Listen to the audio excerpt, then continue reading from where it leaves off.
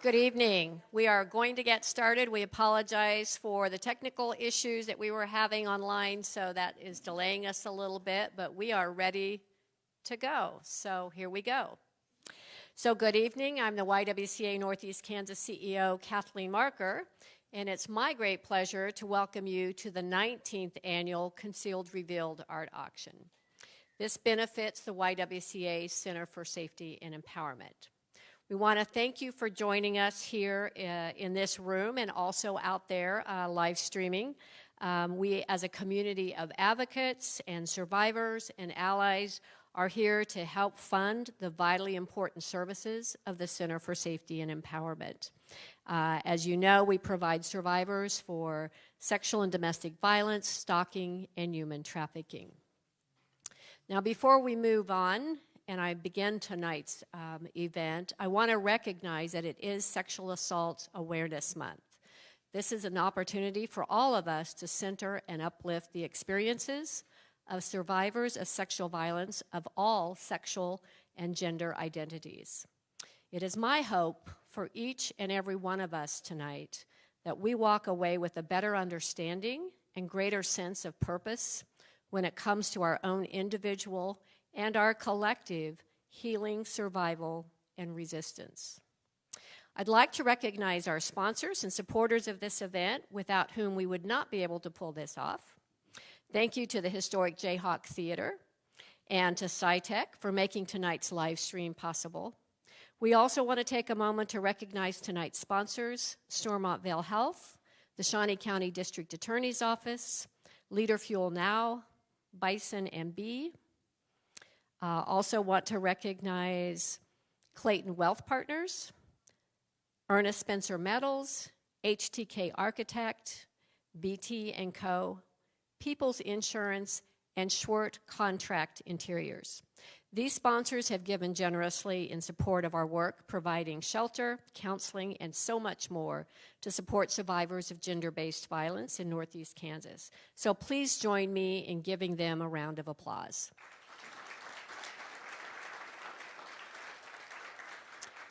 I also want to thank the Planning Committee and volunteers, some who have been creating, planning, and supporting the Concealed Revealed Art Auction since its inception 19 years ago. And finally, thank all of you for attending. In 2021, while the second year of the COVID-19 pandemic was still happening, YWCA Northeast Kansas continued the work of providing safe and confidential services to survivors of domestic violence and sexual assault, stalking, and human trafficking in Shawnee, Brown, Jackson, Wabunsee counties. And from January 2021 through December, we provided support to 1,409 clients, and we provided support to 1,357 callers on our hotline. Our second shelter location was open during this time so that we could shelter folks and safely social distance them.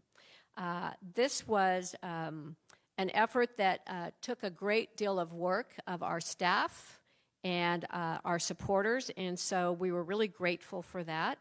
We hope that tonight you'll support our efforts in providing safety in our community by bidding early and often to ensure that we can continue to provide these vital services.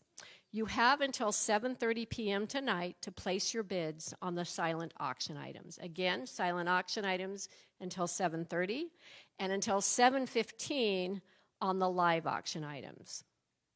And now it's my great pleasure to introduce the YWCA Center for Safety and Empowerment Program Director, Becca Spielman.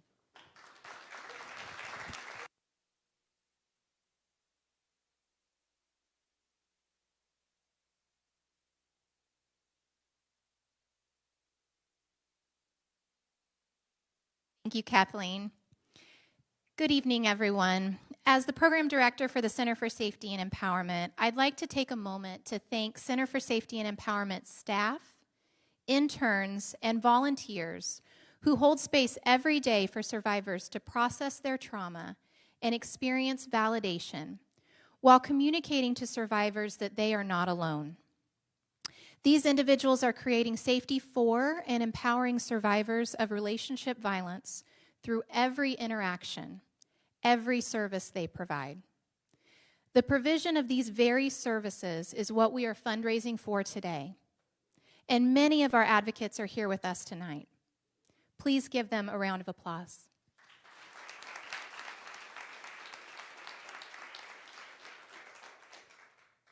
I also wanted to take a moment to acknowledge the courage of every survivor who is attending our event tonight.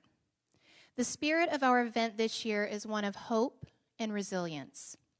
Two words that fully capture the survivors that we serve. They give us hope and they inspire us every day to continue working toward a world without violence. And they are extremely resilient as they navigate their journeys toward healing. We acknowledge and admire the strength and the courage in all of you. We are honored you are with us, and we are grateful for you. As we begin this event, we want to recognize that some of the information that will be presented today may be triggering to anyone who's experienced any form of relationship violence. We encourage you to do whatever it is you need to do to care for yourself as you are exposed to this information. If you need to talk with someone, our advocates are available on our 24/7 hotline at 1-888-822-2983. Before we begin the live auction, we want to recognize some very, very special people. We have 2 awards tonight, the first of which belongs to someone who has been dedicated to this event for many years, uses their talents to better their community by supporting survivors of domestic violence, sexual assault, stalking, and human trafficking. We would like to present the 2022 Advocacy Through Art Award to Paula Figs.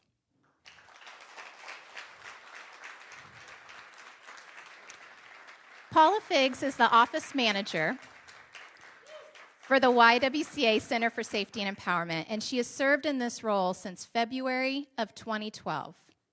And I'm going to share just a little bit about Paula in a minute. Yeah.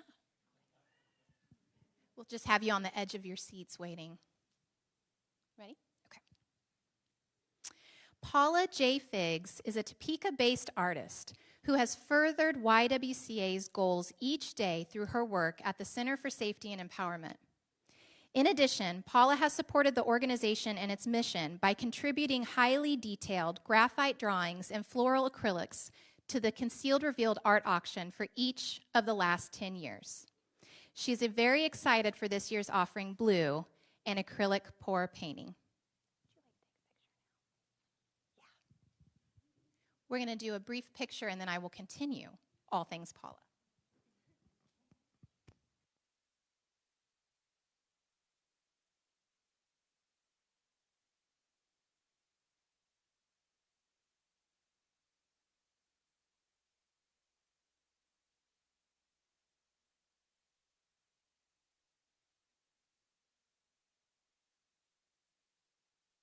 Please join me in congratulating Paula.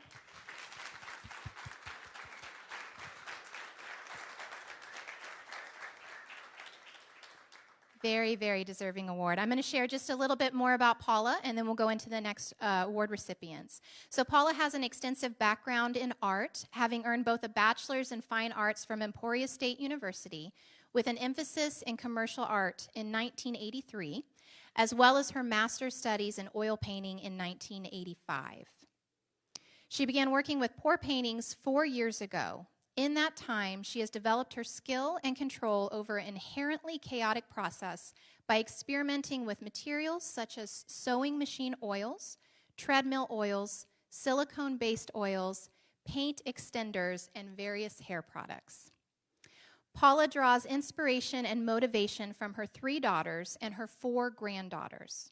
She continues to develop her techniques in this medium and is planning a collaborative piece she intends to create with the help of her granddaughters. And I assume also donate to this event. Yes? No? Paula is also continuously crafts handmade cards that are one-of-a-kind masterpieces when she desires to create outside of her studio space. Again, please join me in congratulating Paula on this award.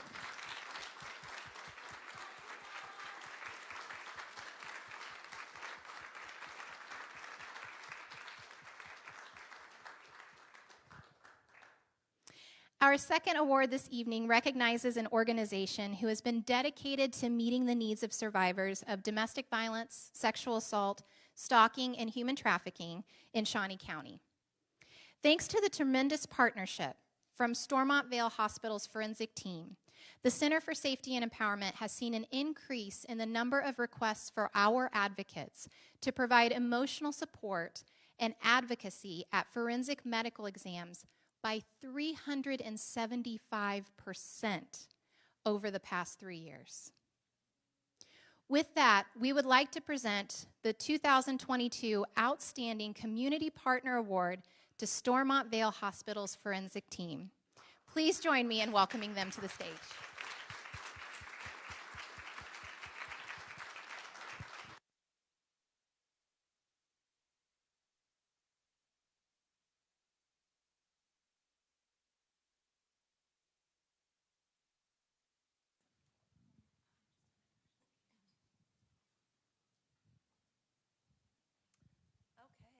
So, I guess Becca handed the mic to me.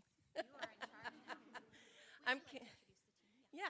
I'm Carolyn Jones. I'm the supervisor and manager for the Emergency Department Case Management Team. We partner with the forensic nurses and their program and are very excited that this team has just done tremendous things in this last year or two. So, Teresa Taylor, she is the manager for the forensic program.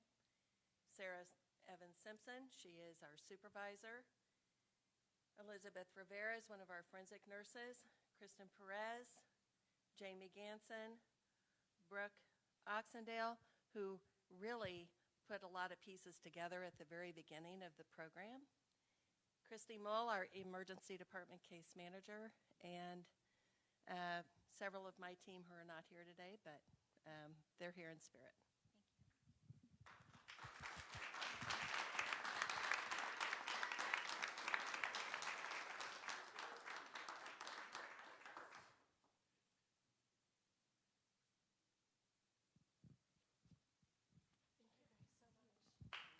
Thank you again.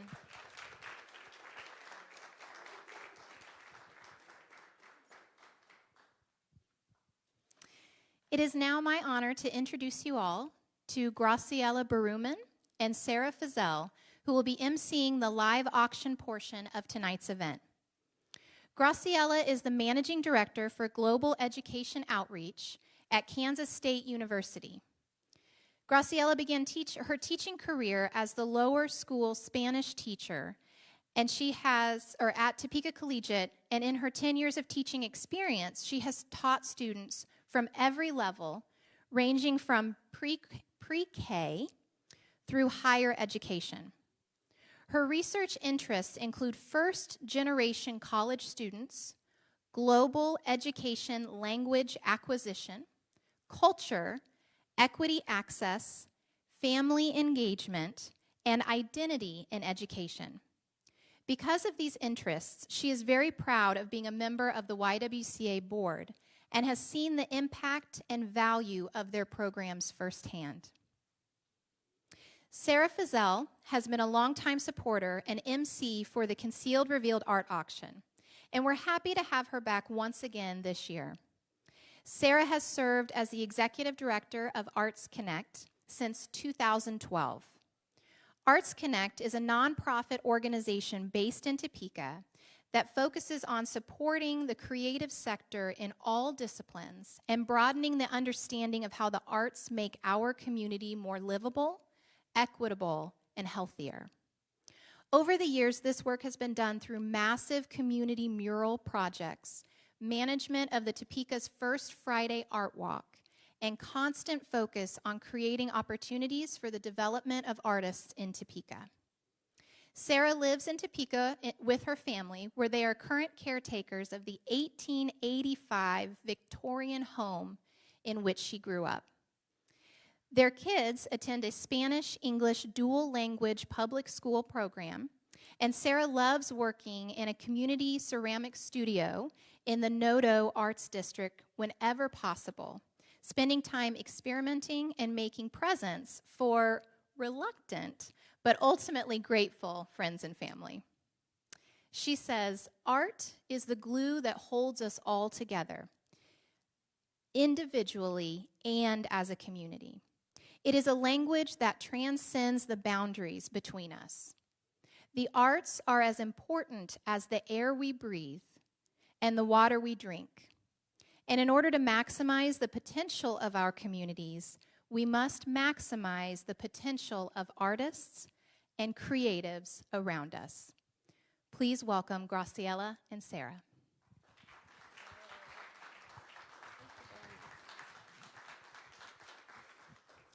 Wow, it's such an honor to be here. I think I speak for Sarah and myself. We're so excited to be here today to present the live auction items. Now, we wish we were all here together in this room, but we will try our best to do these beautiful and unique art pieces justice. Now, throughout this portion of the event, we have 3 lovely volunteers, Premier Jones, Cassie Weatherwax, and Mallory Lutz. Thank you very much for helping us tonight. They will show off tonight's live auction art pieces so that those of you joining us from home have a chance to see the detail, work, passion, and thought that all the artists put into each and every piece.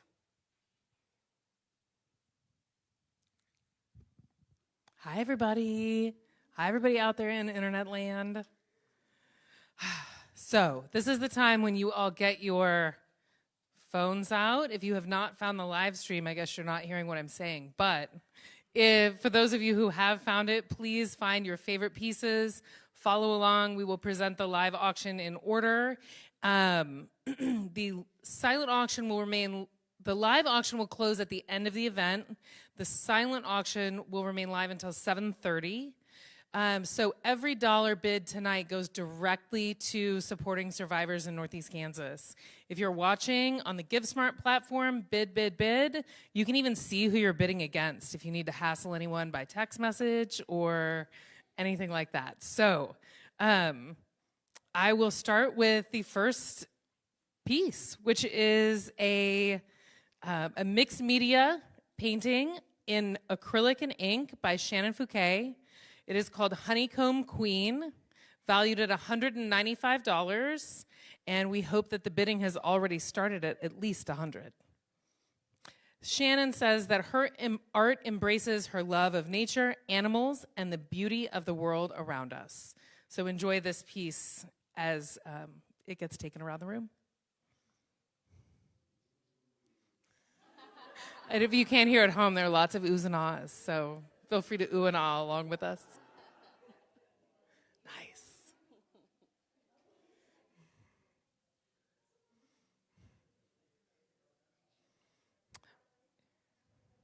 We do have a live audience tonight, and so if there is ever silence where we're on stage and there may be a piece of art going around the room, so look carefully online while we do that. Next up, we have a mixed media woodcut relief print with watercolor by Brielle Denise entitled Votive. It is valued at $380, and we hope the bidding has already started at $100. Brielle's artist statement is this. This piece is a part of a collection created after giving birth. It is a celebration of one's new body based off the votive Venus of Willendorf.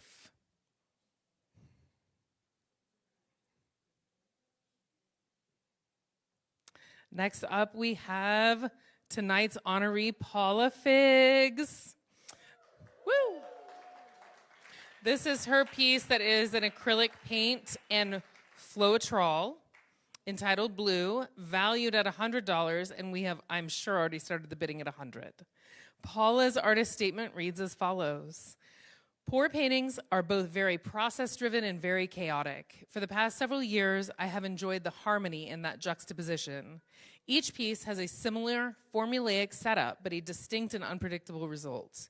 The inherent relinquishment of control over the end product is freeing, and my focus can naturally shift from an imagined goal to the process.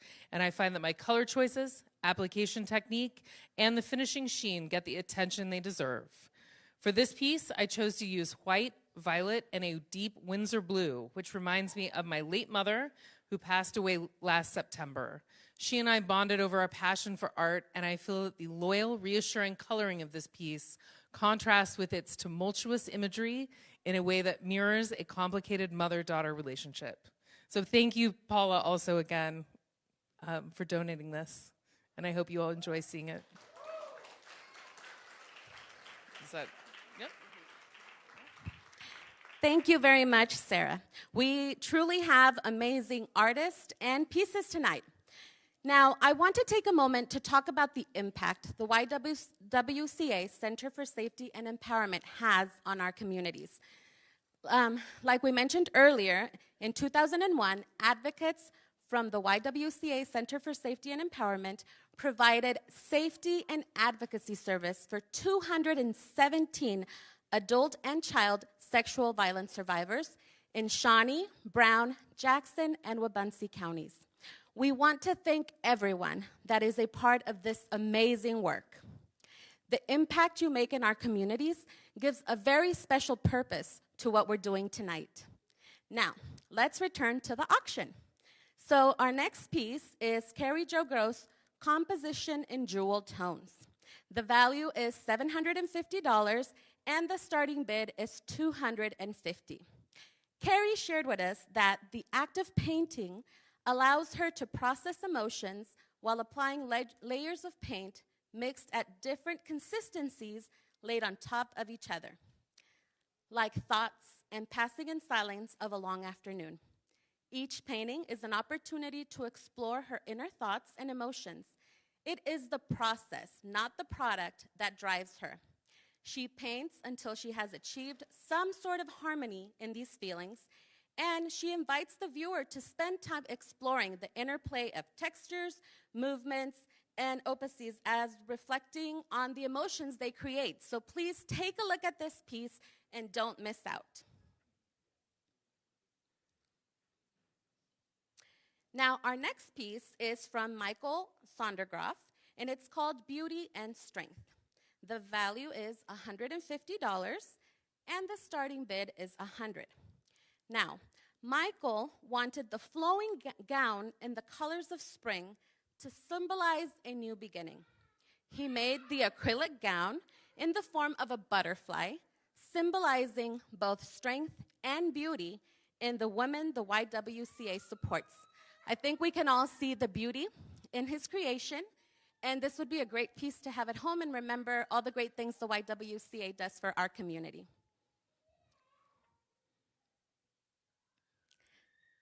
Now, our next piece by Robert E. Altz, it's called Susie's Place, donated by Marilyn Alt.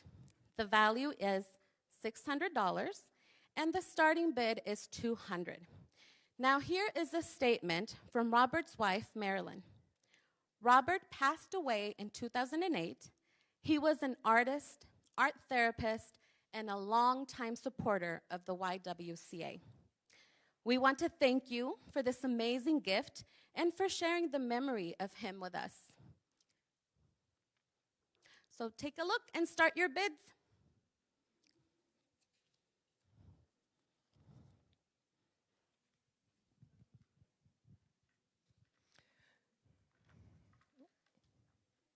So before we move on to the next piece, I want to take a moment to highlight a YWCA CSE success story. An advocate provided this advocacy and emotional assistance to a client during their forensic medical examination after a sexual assault. This advocate spent numerous hours with the client at the emergency room. Upon completion of the forensic medical examination, the advocate was brought to the Center for Safety Empowerment shelter, where the client was finally able to get some rest and feel safe after experiencing this devastating event. After a few weeks at the shelter, the client shared the following sentiment with the shelter staff, which I hope we will all think of tonight as we look at our apps and choose how much we're spending on art this evening. Quote, "I feel very safe here, and given everything I've been through, that means more to me than you will ever know." So this is a really powerful message for all of us, and I want to take this as a moment to give some applause to the Center for Safety and Empowerment staff.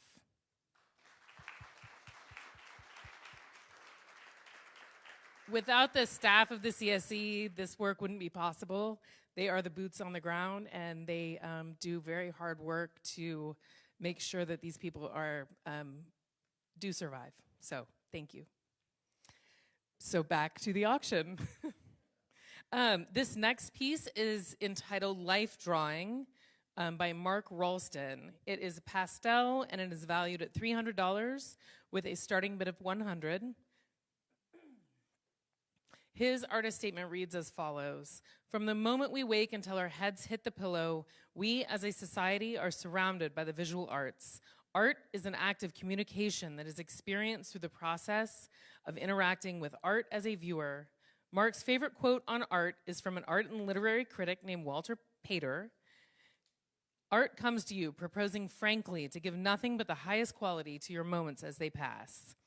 He says, "Drawing is an exercise of energy. So much joy comes from interpreting the surface of the model into light, form, and color.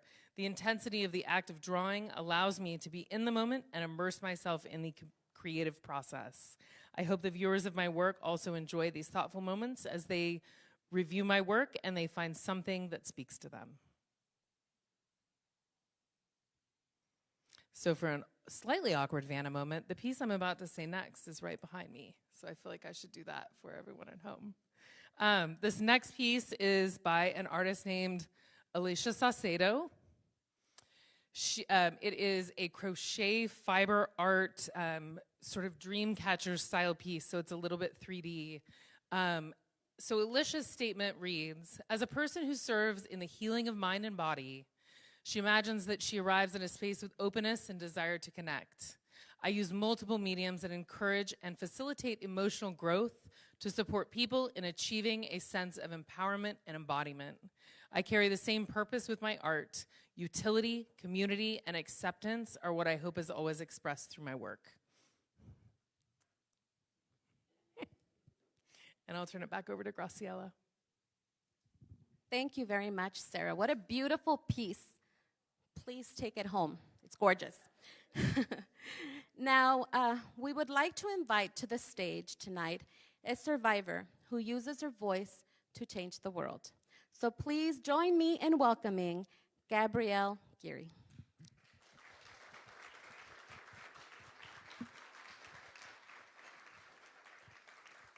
Thank you so much for joining us. You're the reason we're here tonight. Thank you for sharing your story. Thank you for having me. Hello, everyone. Get my stuff set up. I'm already stumbling, you see. And dropping.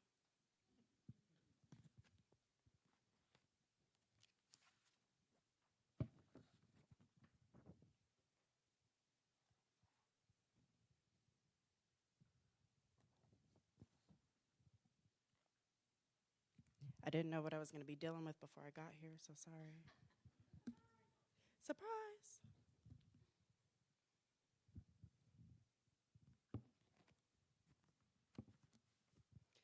Okay, I'm ready. Okay, so first off, I would like to thank you all for inviting me today. This is new for me. This will be my first time really getting up and sharing my story in person. I was invited to do a podcast back in February, and I honestly didn't even know what I was going to speak about. And then my truth kind of just came out, and it led me here. So that's what I'm going to talk about today. For everyone who didn't hear it or didn't catch it, my name is Gabrielle Geary. I am 30 years old, and I am from here in Topeka, Kansas. It got a little louder. I have a wonderful fiance, 2 daughters. I currently work as a fitness group coach at ZA Athletics. I'm working on my bachelor's in nutrition and health, obtaining my personal training and health coaching license. And outside of all that great fuzzy stuff that's wonderful to talk about, I am also a survivor of a domestic assault that took place in my home in 2017. And I'll tell you, it caught me by surprise, and it changed my life. And so that's what I'm going to talk to you guys about today. I have a couple people here who are actually members at our gym. The owner, Tevin, is actually here. I am used to getting up and being cheery and being fun, so you're going to see me in a much more vulnerable position today. And I had to do a lot of work to get ready for that. And when I was thinking about getting ready for that, all I kept thinking about was how strong I was going to have to be to get up here and talk to you guys today. And it led me to thinking about what strength, what that word actually meant to me or means to me now versus how it used to look before this happened. So that's kind of where I'm going to venture. And so before I start and I dig in and I tell you all the terrible things that happened and all the great things that came from what happened, I want you to think about how you personally define strength, what that word means to you, how you perceive yourself as strong, what that means to you, and what your expectation of those around you for them to be strong is. And I'm going to challenge you to think about that right now. And then by the time we get to the end, challenge yourself to see if there's any room for improvement of that definition and how you perceive it. Because I tell you, mine changed immensely. So, how did I used to think strength was and what that meant? Well, it was actually stated earlier today. I saw it all about being resilient. And that is not wrong. It does take a lot of strength to be and show resiliency.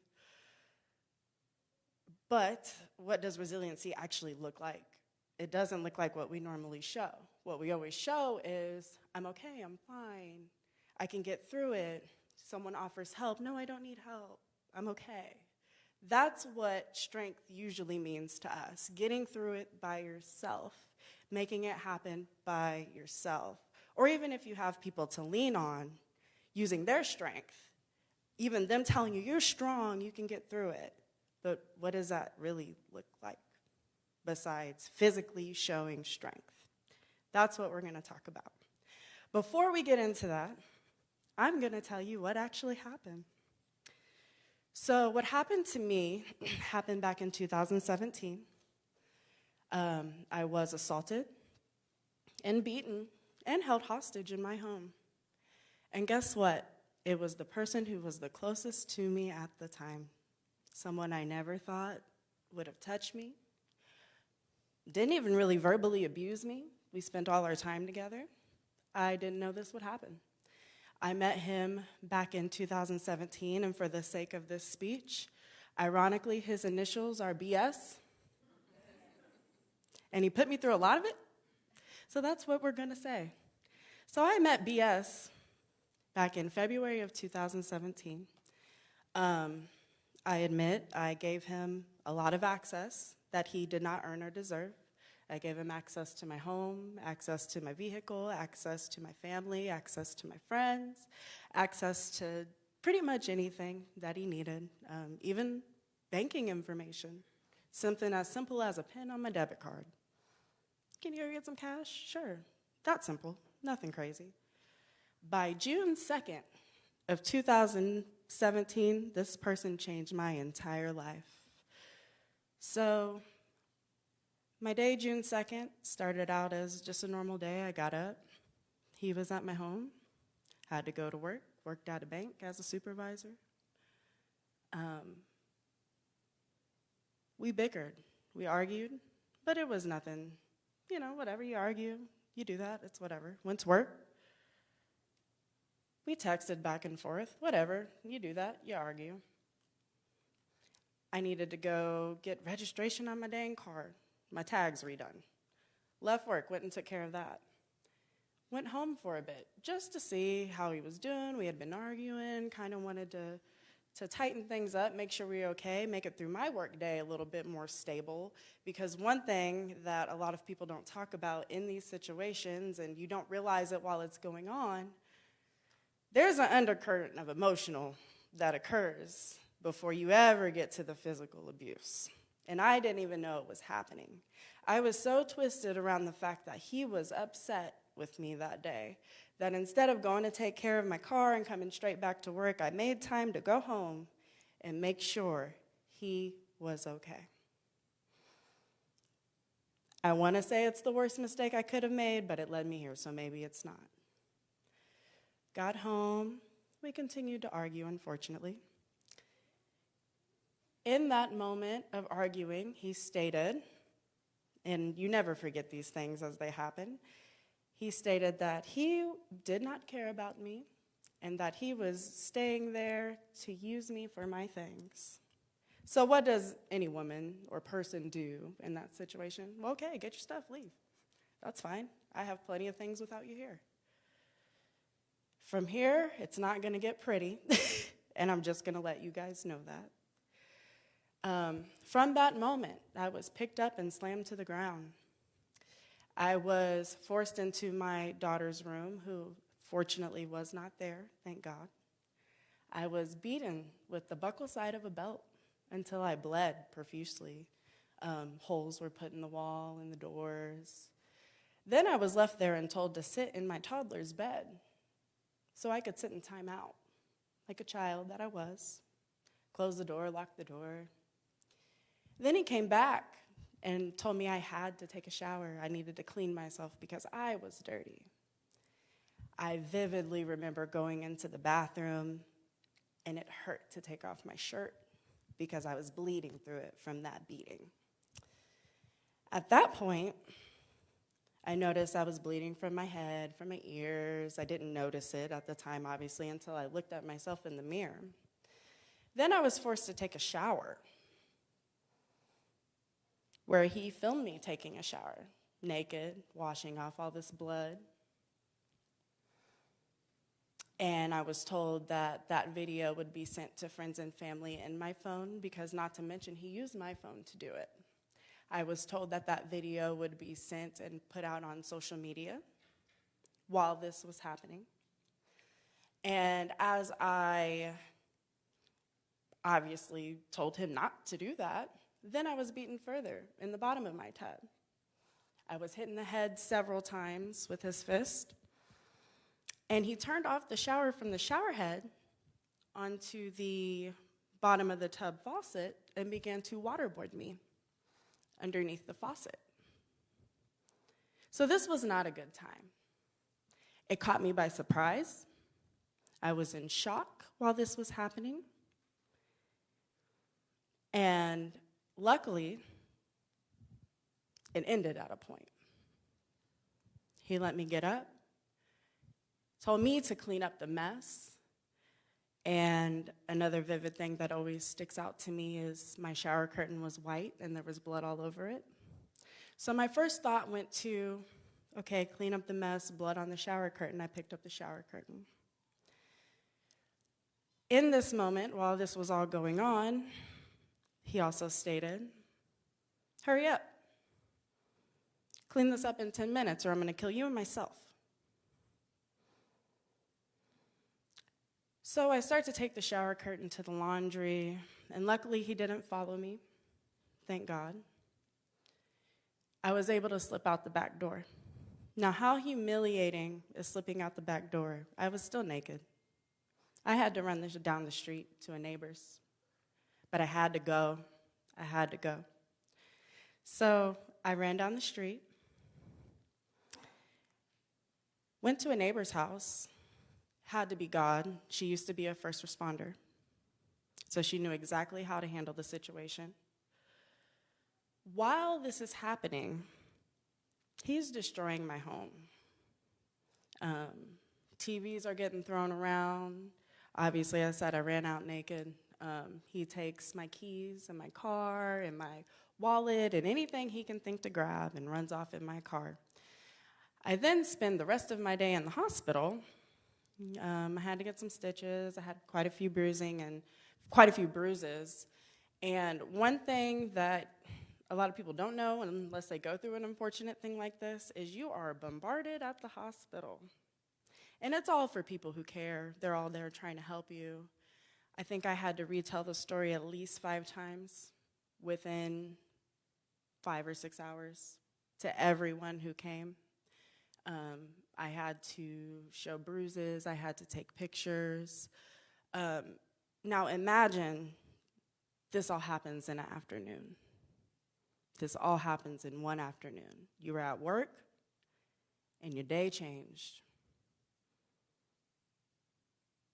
Completely changed. Luckily, all of these people who come to the hospital, like that table sitting right there, or these lovely people who work for YW as well, they give you pamphlets and they give you contacts. And while you can't process it properly at the time because it's a lot, after some time goes by, you start looking at those things because you realize you're not okay.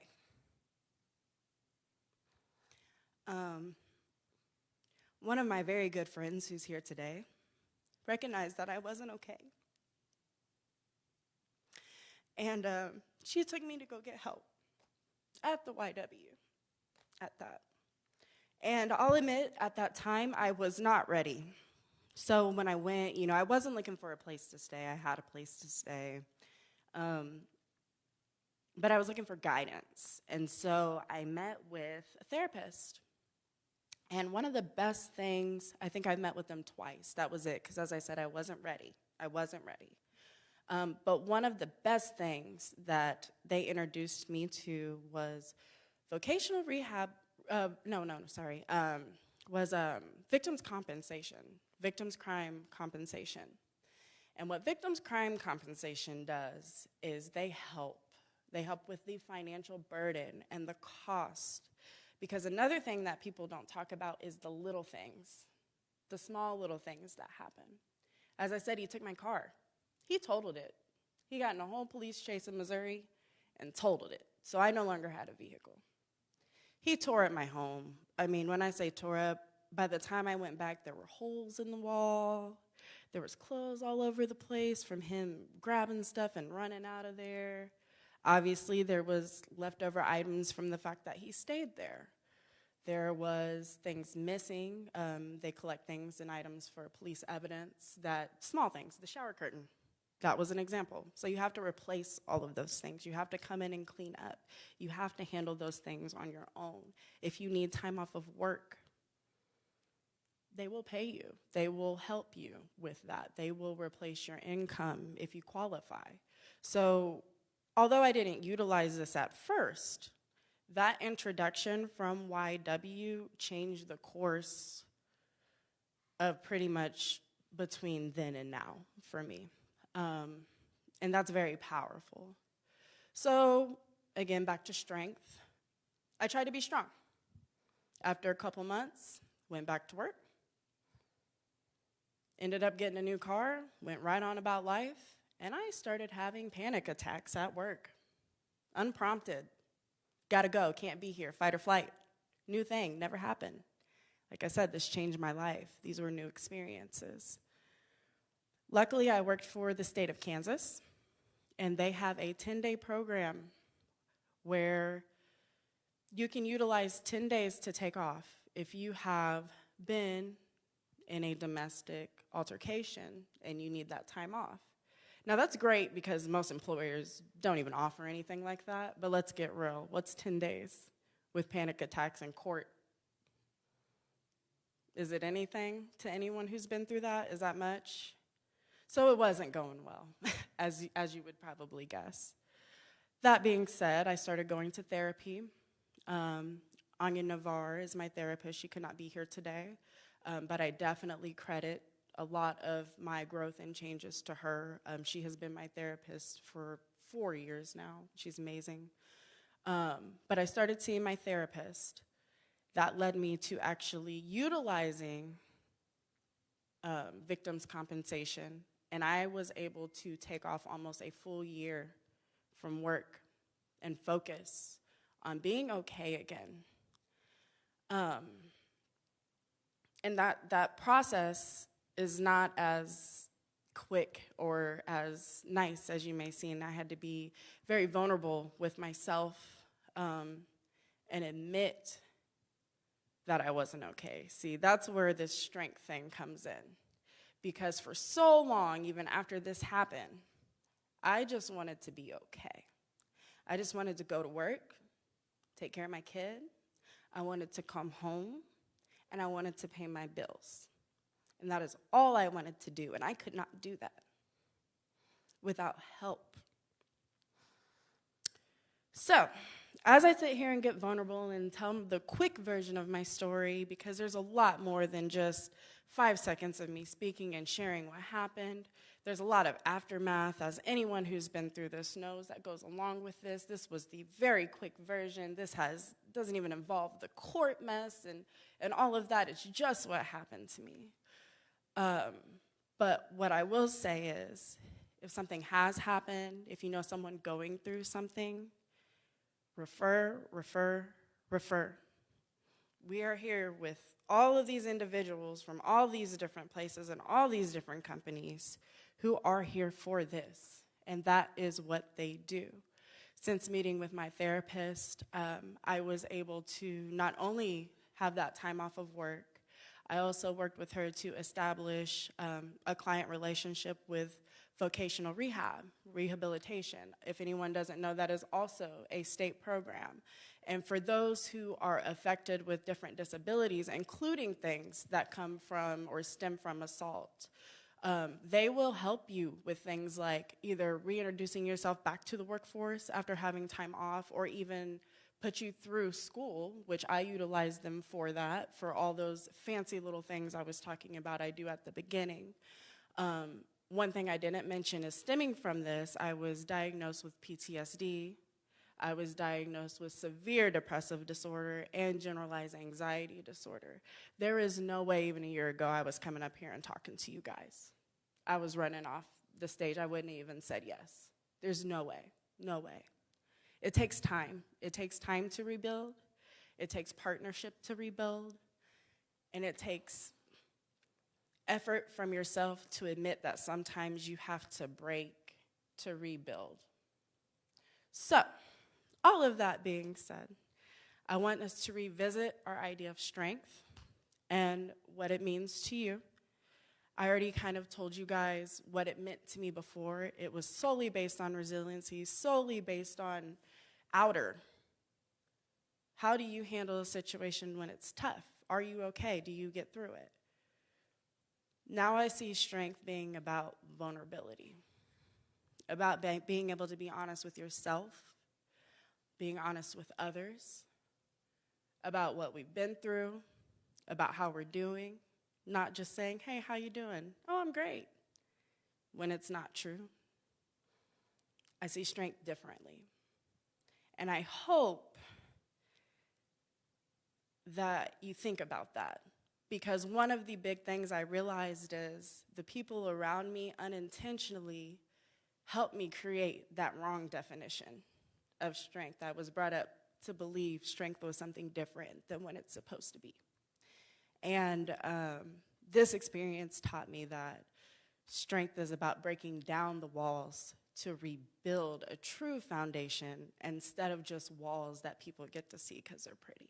So I hope you guys think about that, and I appreciate the time. Really quick, I do want to say thank you to Allison and Emily for meeting with me and inviting me to come. Like I said, this is not something that I normally do. They caught me on like a off. I just kind of did something, and they were like, come speak. And I was like, yeah, and then I was like, what did I agree to? But I would love to do more. I love this. I also want to say thank you to my guest. Everyone who was invited by me has played a very crucial role in who I am now and how I am rebuilding that strength within myself. My best friends, Ashley and Hannah, are here today, and they were both extremely supportive through what I went through. Hannah was actually my roommate. Ashley came in and helped me clean my whole home and opened up her home to me when I didn't want to go back home for a month. Isaiah, that's my fiance, he literally went through the whole process with me, therapy and all. Tevin and Jessica provide this wonderful workspace that I get to work in every day. I didn't really talk about it, but working out is my therapy. It is what I use instead of needing to take medication for my anxiety. So being able to have a place to call home to work and do that all day literally feeds me. So thank you all, and I appreciate you.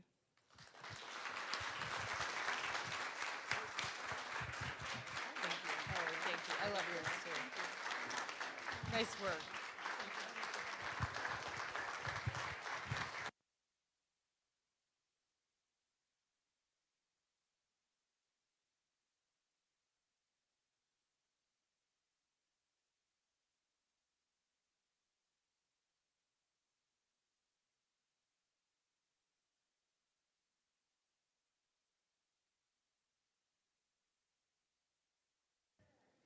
Thank you so much.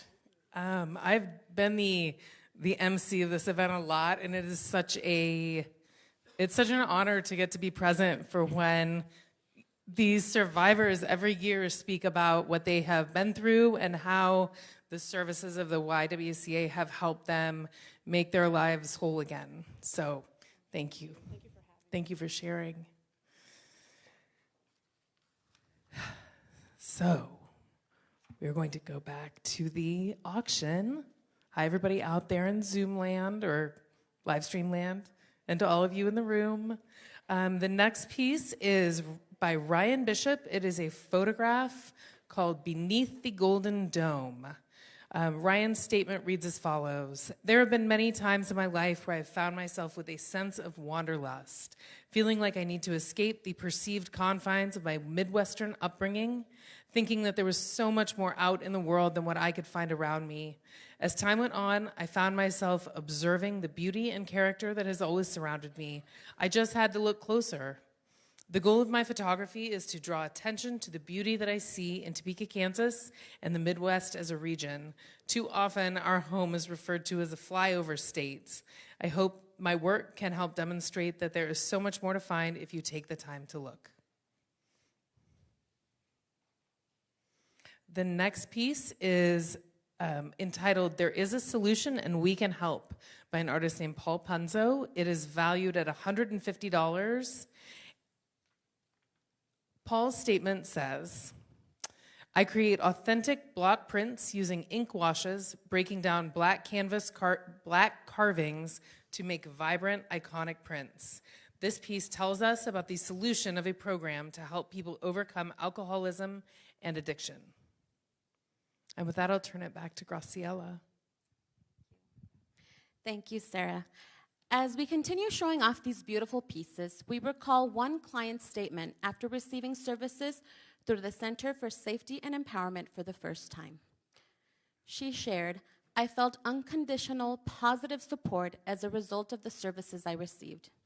This made it so much easier for me to reach out for help during difficult and scary times. For more than 40 years, so many dedicated advocates have given of their time and talents to meet the needs of survivors in our community. We are grateful for each and every advocate, and we know we truly stand on the shoulders of giants. Now, let's continue to honor their legacy and the bravery of all the survivors and return to the auction." This next piece is called The France Sisters by Miranda Easton. The value is $1,500 and the starting bid is $300. Here is Melissa's statement about the piece. "When I met them, I thought the sisters had a very intriguing look. How interesting it would be to go through life with someone who looked like you. Seeing yourself in another person couldn't be clearer. It also made me think of Frida Kahlo's Two Fridas. So I decided on a similar pose, but with the symbolic natures of shaded expansion and contradiction of life. In the background with personality symbolized with the different plants they are holding."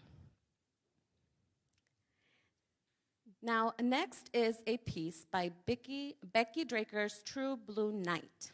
The value is $1,100, and the starting bid is $300. Becky Drager is a local artist from here in Topeka. She has been painting colorful Topeka and Kansas scenes for 11 years. So please take a chance and take home some part of our local history tonight.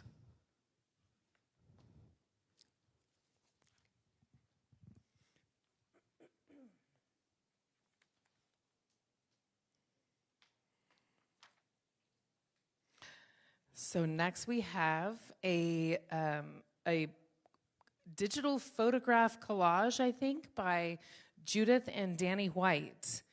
It is valued at $250, and it is printed on canvas. This is entitled Dream Team, and it is a collaboration between a wife who is a painter, Judith, and a husband who is a photographer, Danny. She loves to paint highly saturated, elegant compositions. Many of us in the room usually have some of her elegant compositions embedded permanently in our skin, so it's always a fun room to have Judith and Danny's work here. Danny likes to photograph nature. Judith combined these two photos and altered the colors to create the canvas. This is their love letter to the beauty of Kansas. It is also about how opposites not only attract, but can somehow team up to create something greater than each could do on their own. Danny documented the adventure, and Judith painted a dream about it. And big thank you to Judith and Danny for being huge, huge, longtime supporters of this auction. Next up is another longtime huge supporter of this auction. This is a painting by Sarah O'Keefe entitled On the Backs of Women. It is valued at $200. Her statement reads as this: "This piece is about my deep appreciation for mothers, grandmothers, and caregivers.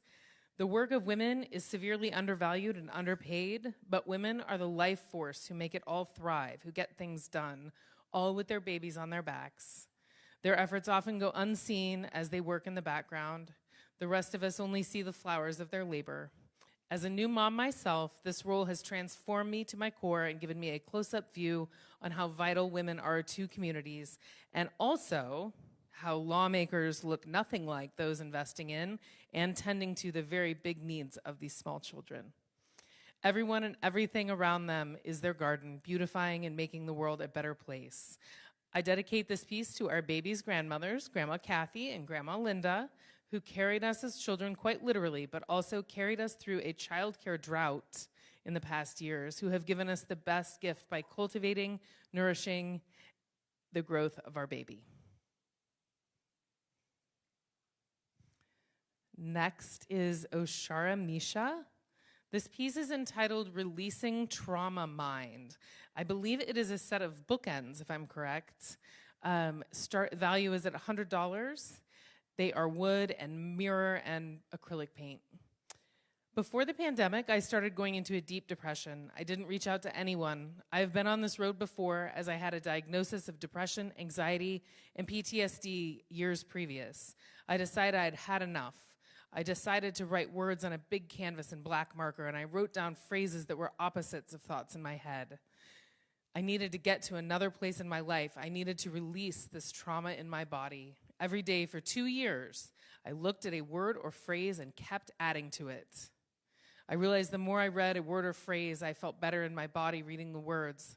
I've also been working with the mirrors, and in the midst of deciding, I made a big mirror with the words, but had not yet gotten it out. In the midst of figuring it out, Tara Wallace, who is a therapist here in Topeka, social worker, called me and asking about an art piece. She said bookends, and I made them. It felt like I was right on time. As we continually see what we want, everything changes. The more I see the words, the more I release. Also, my childhood trauma mind is being released, and who I am is coming to the surface to survive and to thrive. And next up, this is like the world record most involved in concealed revealed section of the auction. This one is by an artist named Sharon Sullivan.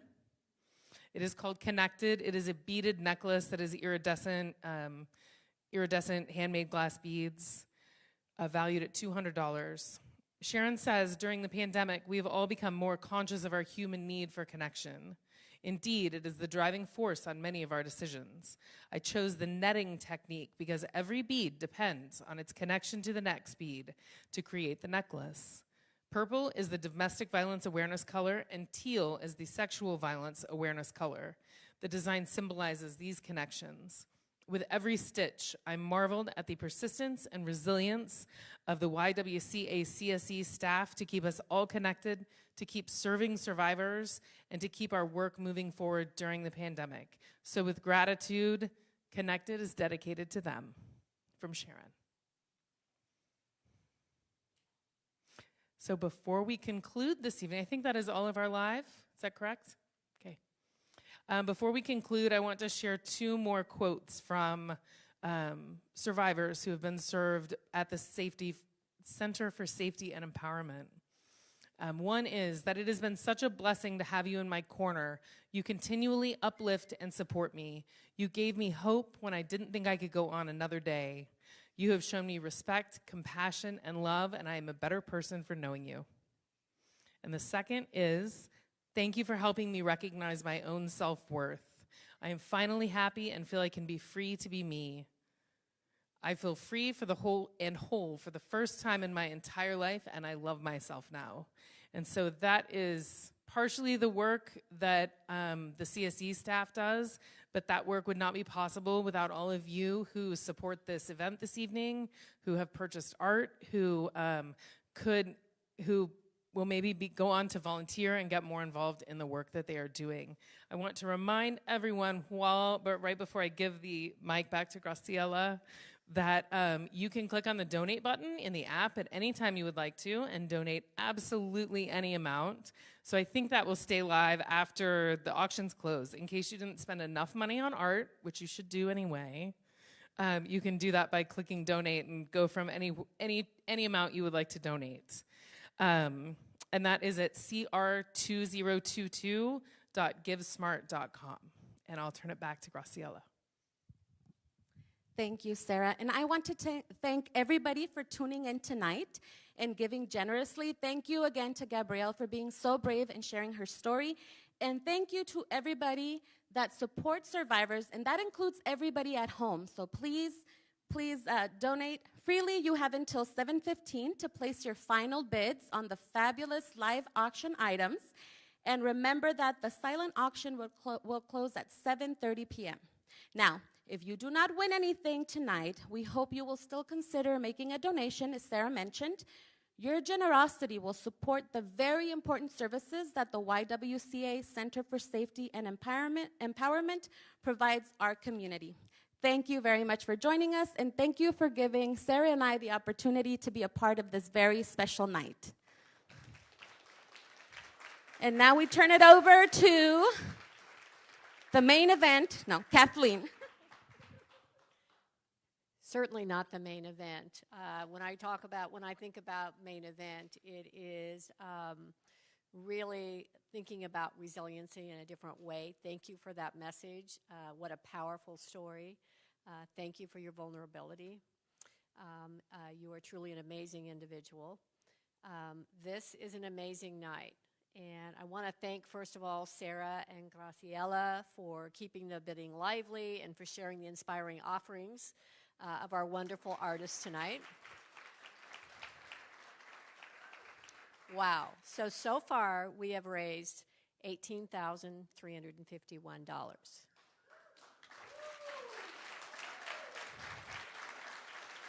Because we had some technical difficulties and we got a little bit of a late start, we are extending the time.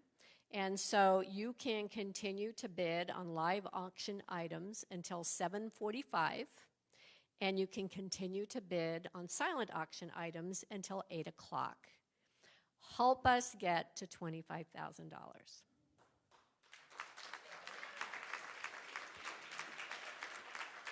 Our development director really wanted me to say that, I'm sure. As many of you know, much of the fundraising that sustains YWCA's Center for Safety and Empowerment Services is granted to us by federal, state, and local grants, and from community members who are generous, not only in dollars, but in in-kind donations that help us support our survivors and thrivers. And we are forever grateful for that funding. However, it's not enough. This is where our annual Concealed Revealed auction comes in. And your generous contributions allow us to continue valuable services like the Center for Safety and Empowerment's weekly support group. This group connects survivors of domestic violence and sexual violence who are breaking isolation and exploring themes. And they're doing this in a way to help them heal through different mediums. Survivors like this weekly support group establishes a place of community and support for survivors who may experience isolation in their victimization. I want to thank you again to our generous sponsors, our inspiring artists who provided inspiring, thought-provoking, and healing art to make this event possible, to Graciela and Sarah for serving as our MCs, and to Gabrielle Gary for sharing her story of survival with us. We would also like to extend a special thank you to all of our volunteers this evening. A special thank you to them. They have been working on this event. They do it with passion. They do it with soul. And we could not do this kind of event without volunteers. And so we really want to call out the members of the Professional Women in Building. They have been a great support of this event. The planning committee, Britta McKee, she is invaluable. She's been with us for a number of years. Thank you, Britta. To Alicia Van Walligam, and I'm going to get her name wrong, but you all know her as the Leaping Llamas store owner. Alicia has been wonderful on our committee this year. To Cassie Weatherwax. Cassie is a board member. This is her second year. We got her up here volunteering last year when she was a newly minted board member. To Allison Marker, to Emily Steimel Handy, they are the behind the scenes making this happen. And they have put in some very long hours to make this happen. To Becca Spillman. To Kristen. Kristen is behind the scenes and works very diligently. She's over here on the laptop. She probably doesn't even hear me. Many of these committee members have been involved with this event for years, and they have our deepest thanks. So thank you all. Consider if you're not getting your winning bid, you're keeping an eye on those, just know that, at the end of the night, we're happy to just take a donation from you as well. So enjoy the rest of your evening, continue bidding, and we hope to see you all next year. Thank you so much.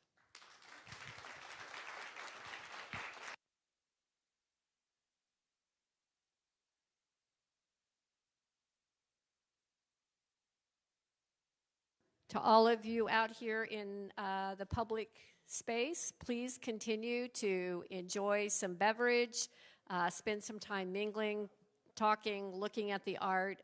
You are welcome to be here with us.